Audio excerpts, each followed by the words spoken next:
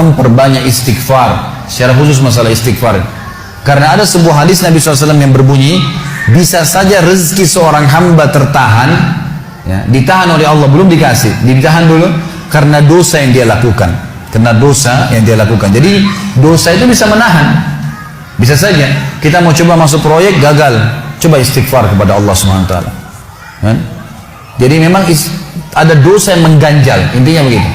Pernah ada 3 orang datang kepada Hasan Basri rahimahullah, seorang ulama tabi'in yang masyhur. Datang 3 orang ini, dan Hasan Basri ini juga terkenal dengan kesolehannya. Kalau ngomong selalu surga, neraka, rahmat dan taubat dan azab. Itu saja berputar perkataannya Hasan Basri rahimahullah. Jadi orang sering datang ke rumahnya minta nasihat. Ada 3 orang datang satu hari, antri di rumahnya. Yang satu masuk mengatakan, wahai imam, wahai kiai, wahai ustaz, saya sudah lama menikah dengan istri saya ini, tapi belum dapat anak. Sudah 10 tahun nikah nggak dapat anak. Kami sudah ikhtiar ke tabib ini, minum itu, tapi belum juga Allah takdirkan. Apa saran Anda? Maka kata Hasan Basri, perbanyak istighfar.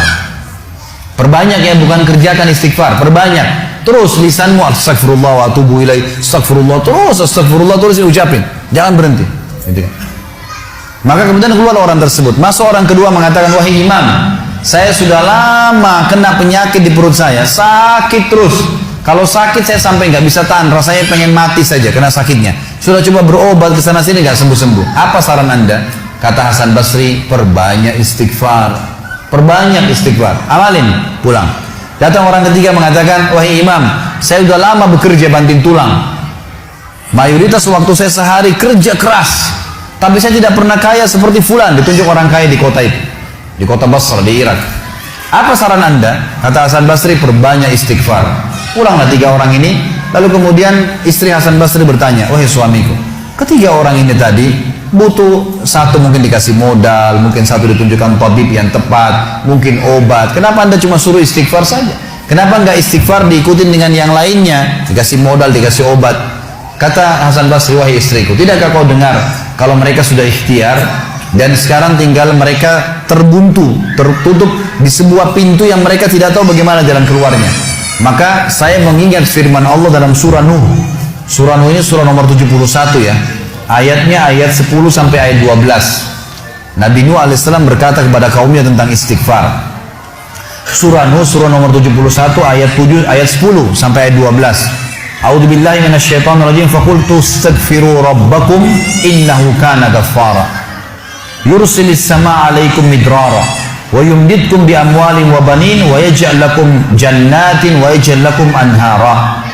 Kata Nabi, kata Allah Subhanahu wa taala, Nuh berkata kepada kaumnya, istighfarlah, minta taubatlah kepada Tuhan kalian, sesungguhnya Dia Maha menerima taubat hamba-hambanya. Manfaatnya Dia akan menurunkan untuk kalian dari langit midrara. Midrar kata para ulama tafsir bisa berarti hujan yang lebat, bisa berarti rezeki yang non-stop, terus dikasih sama Allah bertubi-tubi. Dan dengan istighfar Allah akan memperbanyak harta dan keturunan kalian, dan Allah akan jadikan kebun-kebun kalian lebat, dan Allah akan suburkan juga seluruh sungai-sungai kalian.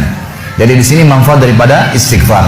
Ada kisah yang lain teman-teman sekalian, kisah Imam Ahmad rahimahullah. Imam Ahmad rahimahullah dari 4 madhab tadi, Abu Hanifah, Malik, Syafi'i dan Ahmad. Ahmad bin Hanbal muridnya Imam Syafi'i. Madhab yang keempat, Imam Ahmad rahimahullah di akhir hidup beliau ulama besar hadis.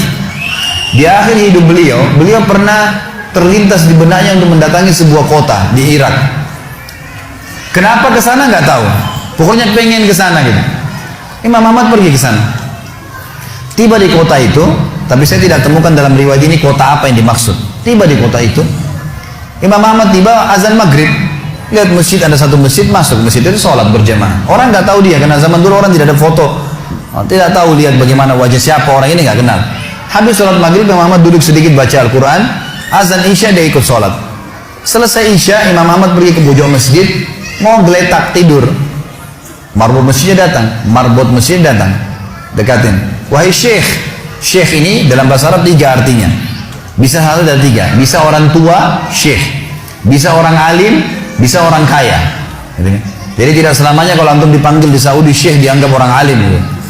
Bisa saja orang tua gitu kan. Dipanggil, hai Syekh, orang tua maksudnya. Ngapain anda di sini? Kata Imam Ahmad, saya musafir, nggak kenal orang siapapun di kota ini. Besok pagi saya mau pergi, nggak ada tempat nginap, saya mau nginap di sini. Karena zaman dulu nggak ada penginapan-penginapan kayak kita sekarang, banyak hotel segala gitu. Kata marbotnya, nggak bisa, masjid nggak boleh tidur. Kata Imam Ahmad, saya didorong-dorong keluar dari masjid. Orang ini nggak tahu kalau ini Imam Ahmad, kalau tahu mungkin diundang ke rumahnya. Tapi ini marbot, masya Allah, istiqamah nih gitu. Keluar dari masjid, ditutup pintu masjid sama dia. Imam Ahmad lihat orang yang sudah pergi, Imam Ahmad lihat ada teras masjid, tidur di teras masjid. Balik lagi marbotnya. Wahai Syekh, ngapain sini? Musafir, mau tidur, nggak ada tempat nginap. Nggak bisa Syekh. Teras pun nggak boleh, peraturan. Ini saya bilang tadi istiqomah luar biasa. Imam Ahmad bilang, saya didorong-dorong ke jalanan. Dorong ke jalanan. Waktu saya lagi didorong ke jalanan, ternyata masjid bersebelahan dengan kios penjual roti. Ada satu orang penjual roti di sebelah masjid. Lalu dia mengatakan, Syekh, dipanggil Imam Ahmad, silakan ke tempat saya. Imam Ahmad pun datang. Dia bilang, saya punya rumah tidak jauh dari sini, ini kios saya, ada ruangan tempat tidur saya. Silakan anda pakai nginap, besok anda mau pulang silakan. Kata Imam Ahmad menceritakan tentang keadaan dia dengan penjual roti ini. Dia bilang, ada satu perilaku penjual roti ini yang unik. Imam Ahmad tertarik dengan itu. Dia bilang, setiap kali orang ini pecahin telur, ngambil terigu, ngambil garam, itu sambil astagfirullah wa atubu ilaih, astagfirullah wa atubu ilaih. Terus lisannya nggak pernah berhenti nih, astagfirullah wa atubu ilaih, kecuali Imam Ahmad bilang saya ajak ngomong atau dia bertanya pada saya. Kalau berhenti istighfar lagi, selalu begini. Kata Imam Ahmad, saya bertanya, sudah berapa lama kau amalkan nih? Orang itu bilang, sudah lama, dari saya masih bujang. Kebetulan orang ini sudah tua seumur sama Imam Ahmad, sudah mendekati 60 tahun lebih gitu. Baik, dia bilang, sudah lama, dari saya masih bujang. Kata Imam Ahmad, ma thamaratu istighfarik, apa manfaatnya istighfarmu? Apa yang kau dapatkan dengan istighfar yang sebanyak ini? Kata dia, tidak ada apapun yang saya minta kepada Allah kecuali diijabah. Apa saja saya minta Allah kasih, tinggal satu yang belum Allah kasih. Kata Imam Ahmad, apa itu? Dia bilang, saya minta dipertemukan sama Imam Ahmad. Lah ya, kisah nyata. Imam Ahmad mengatakan, Allahu Akbar, istighfarmu lah yang membuat saya datang ke kota ini, tidak tahu kenapa. Istighfarmu yang membuat marbot masjid mendorong-dorong saya keluar masjid. Istighfarmu yang mendatangkan saya ke tempat ini, tempat praktekmu, ke rumahmu. Karena saya adalah Ahmad bin Hanbal. Saya adalah Ahmad ibn Hanbal. Bagaimana istighfar teman-teman sekalian mendatangkan rezeki yang luar biasa. Permintaan apapun didatangkan. Seorang alim ulama biasa didatangin, ini malah didatangkan sama Allah ke tempat orang ini karena istighfarnya. Dari memperbanyak istighfar manfaatnya sangat besar. Hadis Bukhari kata Nabi SAW, siapa yang mulazamah selalu istighfar, Allah akan jadikan jalan keluar dari masalahnya dan Allah akan berikan rezeki dari tempat tidak disangka-sangka.